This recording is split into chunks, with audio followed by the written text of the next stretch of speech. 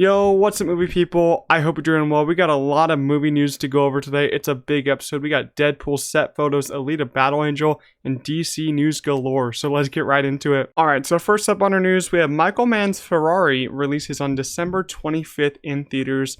Of course, featuring Adam Driver. We've been waiting on this one to get a release date for a little while because it's been in talks to release this year, but no one actually knew if it was. Coming from Michael Mann, I think that this is going to be great. It's about Ferrari and Adam Driver's in it. I think I'm going to like it a lot. I don't know if he's going to go for the award season with this date, but maybe. But I'm pretty sure this is going to get shown at the festivals before it officially launches in theaters. Maybe Toronto, they're going to show this first. But I'm very excited. There's probably going to be some footage or a trailer released soon because that's usually how it works. But we got new Alita Battle Angel movies are officially in the works. We've been waiting on official talks of a sequel for a long time now because this one was kind of successful in the box office, but it was actually a really good film in my opinion. I really liked it. It's a really good science fiction film, and I love the visual effects in here. The character designs were really crazy, and I just had a really fun time with it, and I thought every actor did a great job with it. James Cameron, of course, produced it. He didn't direct it. Robert Rodriguez directed it. Robert Rodriguez is an interesting director. He sometimes makes good movies, sometimes make horrible movies, but this one was actually one of his good ones. But I'm happy that they're finally going to make sequels. I'm pretty sure they're making a Alita Battle Angel 2 and then the third one, so they're going to make it a trilogy. But there's been no word on release dates or when they're going to start filming, but we do have word that they're going to start production and maybe start writing some sequels soon, which I'm just so excited about. You know, this could be a really great trilogy if they end it off in a great way, because I remember the first one, the ending of that one was just fantastic, and as I said, I just had such a fun time with that first one. And we got some new set photos from Deadpool 3. I, of course, did a video on Deadpool 3 set photos, but that was only one. But we got some new ones, and guess what? Wolverine and Deadpool are finally fighting it out. Yep, so they're finally fighting, and it's gonna get insane. They're both comics accurate suits, and I wonder what this fight is. When is this fight gonna happen? What's gonna take place in it? A little bit more photos there, but those are kind of far away, so we can't see much. Got more close-ups on Hugh Jackman, and he just looks so insane. I love how I gave him the comics accurate haircut too, but I just love that suit. The more I look at it, I just cannot wait to see it in motion. It's going to be amazing. But this is one of the most interesting ones, an apocalyptic 20th Century Fox logo on the set of Deadpool 3. So I guess they're going to be fighting in front of the 20th Century logo, and I guess this movie is going to be kind of about Deadpool kills the Fox universe. He's going to kill the Fox universe and make it not exist anymore, which is going to be kind of insane, but so meta at the same time. It's going to break the fourth wall in ways we don't expect, and I just cannot wait to see where they take it, because this one is on the top of my anticipated films for 2024. I just cannot wait for how insane this movie is going to get. It's going to be like Multiverse of Madness, but actually explore many multiverses. But I just cannot wait for Hugh Jackman and Ryan Reynolds to fight, because it's what we've been waiting for a long time. Alright, it's another day, but another piece of news came out. Cameron Monaghan has joined the cast of Tron Ares. Of course, the next Tron film. We've been talking about this one for the last couple weeks. We have Greta Lee join this one, Jared Leto, Evan Peters joined this one too. This cast is getting even more stacked as we keep going on. The castings have been coming out. I think that this movie could be really great, but we haven't got official plot details of really what's going to be going on in this film. But you know, I think what sells me about this movie is going to be the visual effects, cinematography, and the cast, because the cast is goddamn great. I cannot wait, but Tron Ares is shaping up to be a great film. Craig Mazin confirms The Last of Us Part 2 will be split into 2 seasons for the HBO series. He says the show will not end with Season 2 unless people don't watch it and will get canceled. You know, that's never going to happen. Season 1 did so well for HBO. Season 2 will do a lot better, I think, because a lot of people will come into it, because a lot of people love Last of Us Part 2. A lot of people also hated it. I haven't got a chance to play it, but I do know a lot of major details from that game and how it ends.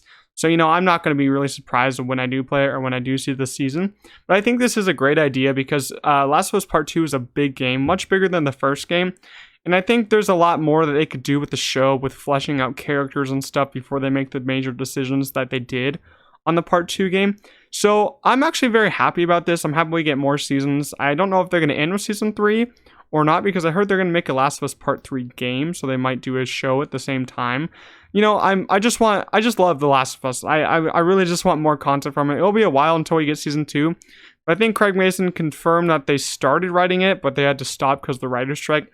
So it'll be a couple more years, but I'm very excited with what Craig Mason is going to do with the rest of the series. Guillermo del Toro's Frankenstein is said to be a very emotional father-son story. His quote says, "When you have a strong father figure, it's a big part of our lives. This version of Frankenstein very much goes down that thematic road. So I feel like this is the third film in Guillermo's father trilogy." That's from the producer of the movie. Andrew Garfield starring in it, Oscar Isaac, and Mia Goth. This is an excellent cast. Oh my goodness. I cannot wait. Andrew Garfield is so amazing in my opinion. Mia Goth, I just found out about her like last year when I first saw X, but she was amazing in X, amazing in Pearl. Infinity Pool, I liked her performance. The movie was just okay in my opinion. And Oscar Isaac, of course I love Oscar Isaac. I love what he does. Cannot wait to see him in this movie. But man, this cast sells it for me. But Guillermo del Toro, he's a fantastic director. And I'm actually excited to see what he does with the Frankenstein film. And hearing that he's going to make it a father-son story, very emotional, kind of gets me very interested, because his Pinocchio movie that just came out last year was actually also very emotional. I was lucky enough to see that in theaters. And of course, that was a father-son story too. So I'm very excited for this movie. A lot of Guillermo del Toro movies I haven't seen yet so far, but I've seen a decent amount of them. And yeah, I think he's a fantastic storyteller, and he really makes his films really emotional. I haven't seen Shape of Water yet, but I'm very interested in that one. I heard it's very emotional, and it might be for me, it might not, but I really do like Guillermo del Toro's style, so I cannot wait for this movie. Last up on our news for the past week, I want to talk about a little bit of box office. We have Mission Impossible Dead Reckoning. It hit a franchise 5-day record at the US box office, earning $80 million on its 5-day opening, because it opened on Wednesday and Tuesday night previews. This is actually not a bad number for the box office, but I wish it was just a little bit higher. I wish it got to $100 million for 5 days. But, you know, I think the 5-day might have hurt it a little bit, hurt its headlines a little bit. They should have just stuck with a 3-day weekend for this one. But honestly, I think that they should have moved this movie to August, because this movie is fantastic, my third favorite movie of the year. And I think August is just such a wasteland right now for movies. Not a lot of movies in August are going to make a lot of money. And if this would have moved to August, I think it would have done so much better. Like, it would have had the whole month to itself, would have had all the IMAX screens to itself, because Oppenheimer's taking its IMAX screens just next week. So I'm pretty upset about that. But also, Tom Cruise's movies have fantastic legs usually. But we're going to see if Barbie and Oppenheimer will affect Mission Impossible's legs. I hope it doesn't, because this movie has some strong word of mouth, doing fantastic cinema score A, fantastic Rotten Tomatoes score, 95% I think, and I loved it. I'll definitely go see it a couple more times this summer. But you know, I really do think they should have moved it to August. I think that would have been smarter. But the international numbers are actually pretty strong right now. I think internationally it opened pretty well, like almost 200 million internationally. So I think its global opening was about 260, I think, or 280. I might be totally wrong, but I know it's in the 200 million range. But internationally, it's doing great. Domestically, it's not doing well right now, but I think it will leg out. I think it will leg out pretty well and in with 700 million, hopefully, because this has a big budget because of COVID.